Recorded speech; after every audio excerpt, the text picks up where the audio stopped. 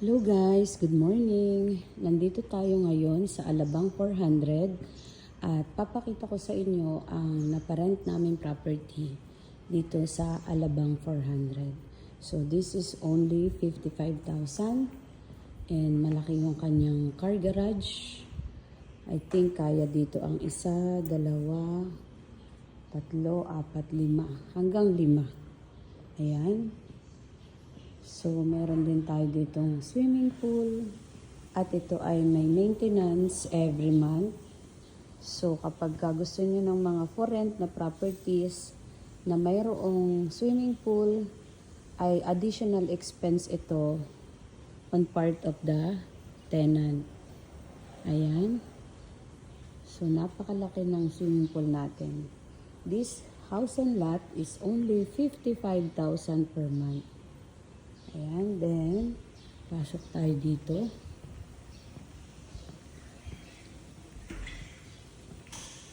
Ayan, ito ang ating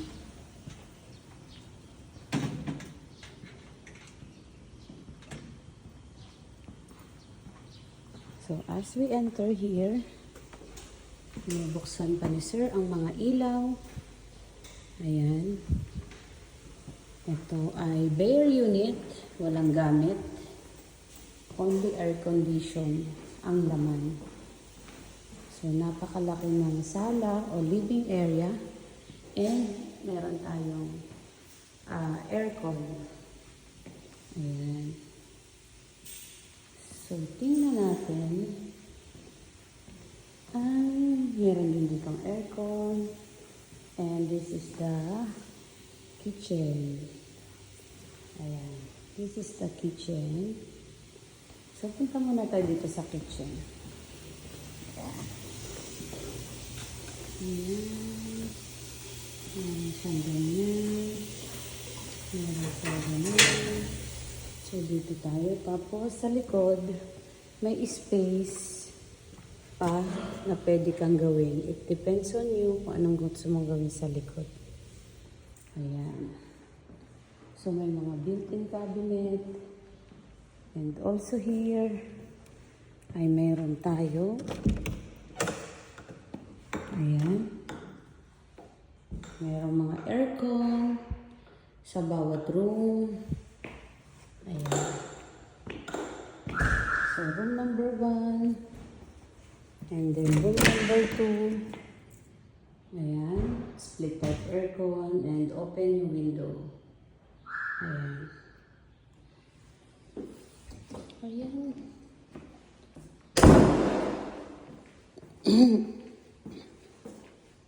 This one also is room number 3. Ayan, room number 3. This is the room number 4.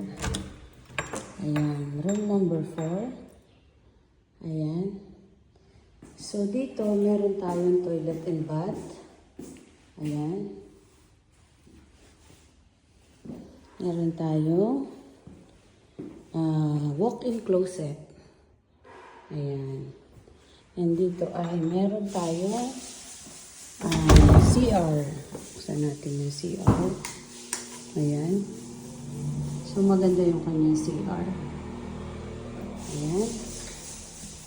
So, meron tayong attic sa taas. So, sa baba, we have 1 bedroom. 4 bedrooms. And then, sa attic, yung papunta doon, is another room. So, a total of 5 bedrooms yung meron tayo dito sa bungalow house na napakalaki. Punta naman tayo dito sa likod. Sa likod ay meron silang gate. Ayan. At makikita natin maraming mango or Indian mango na nalalaglag coming from the other trees ng ating kapitbahay. So, hindi siya part of our gate.